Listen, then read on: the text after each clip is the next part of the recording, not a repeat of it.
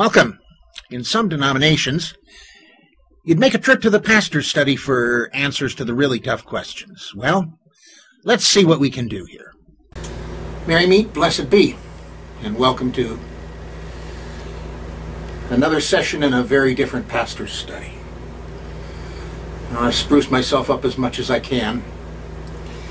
Just got out of the hospital.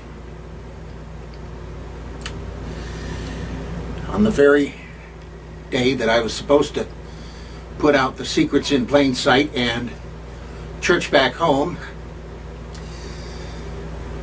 my wife, bless her heart, tells me that she's going to insist that I go into the hospital. At least go to the emergency room and see why my leg is getting so heavy. And yeah, it was swelling. And yes, it was hurting.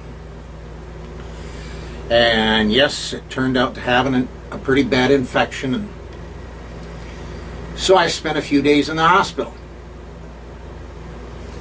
And my leg is still hurting.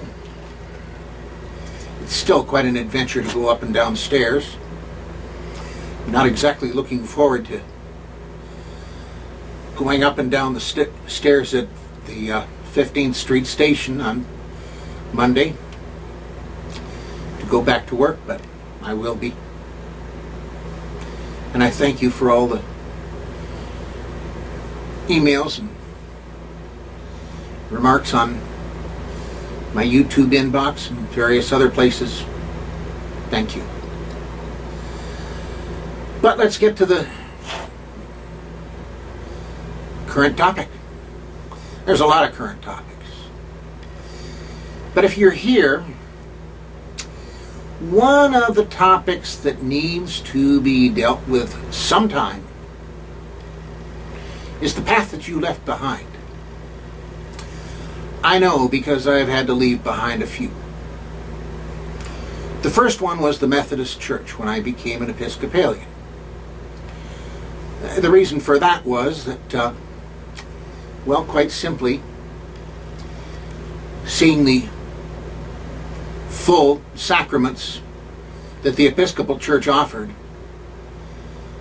it seemed to me that they were offering a God that actually did something in the here and now for you. All that I'd found in the Methodist Church, as far as I could tell, was some guy in the sky who was keeping score on me. And the only thing that was really happening on Sunday morning was punching some holy time clock. And I'll admit, the social and the political was creeping in. I heard all sorts of sermons about we can't afford Barry Goldwater for president. I remember all kinds of sermons about Vietnam. And I didn't really hear that much about religion. No, everything seemed to be social. Didn't seem that way in the Episcopal Church. Later on, the Episcopal Church turned that way. And it just wasn't the same church that I joined, and so I started looking. Where I am right now is I have a bridge.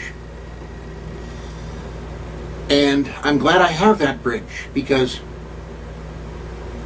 both sides of the bridge I need. I'm not going to turn my back on All-Father Odin after all that he did for me. And El Shaddai and Yeshua Bar Joseph, I got to say something for them, especially after all the people lied to me. Yeah, I was lied to. I was made to be convinced that certain things were, what did they say, God's will?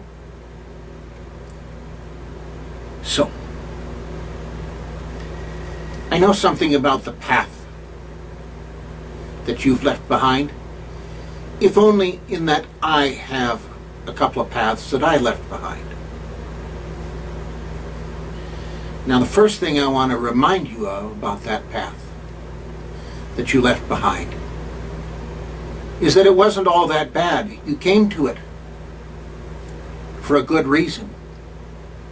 If only that was the one that the rest of your family was following. And of course, if you go to church with mom and dad and go to that Sunday school and take that confirmation class, yeah, it helped you grow up. And there may be some things there that you might want to keep.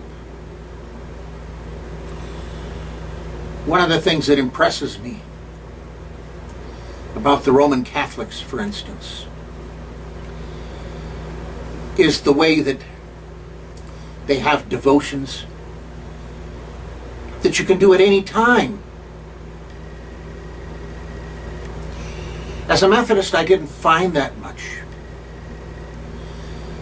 Everything was centered on Sunday. In the Episcopal Church, I found an awful lot of that. Although there was eventually a whole lot less emphasis put on that. But there might be something there that you might want later. So, you might not want to completely block off that old path. You might not want to burn that bridge. Especially if the reason that you left was because of other people on that path. Yeah. I'll admit, when I'm wearing my clericals, and I have a collar, you've seen me in it, I wear the regular tab collar or I'll wear a step collar, but one thing that I will not wear is the band collar, that one that looks like a dog collar. I sometimes call it the bow wow collar. The reason being, I don't want to be mistaken for somebody who's a social activist.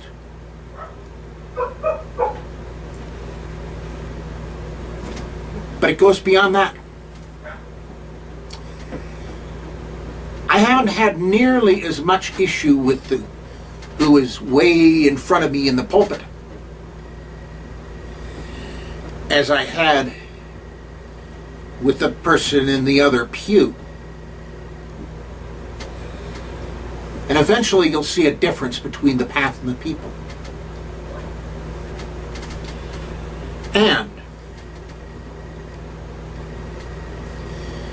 don't mistake what other people tell you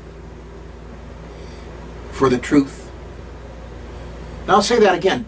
Don't mistake what other people tell you for the truth. Now, it might be that somebody told you the truth about something. But I can also remember some things that some Sunday school teachers told me that if I'd have taken them to heart, my decision would have been, okay, fine. I'm not going to make it. I won't make the grade. So let's have fun. Let's just do as we please, because I know that if what they told me was true, there's no point in trying anymore. Yeah. Okay. Like I said, don't mistake what other people tell you for the truth.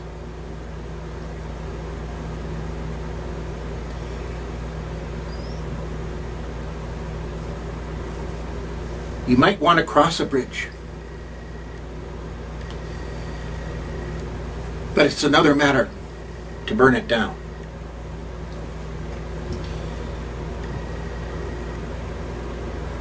Remember, where you were was perfectly good for somebody else. It might still offer you something.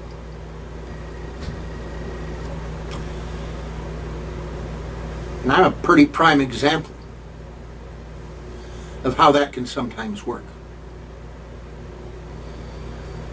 So bear that in mind.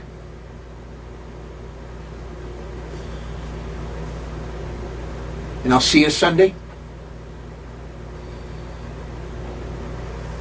And I'll be there for you to hear me on Saturday. And I'll see you here next week. Blessed be.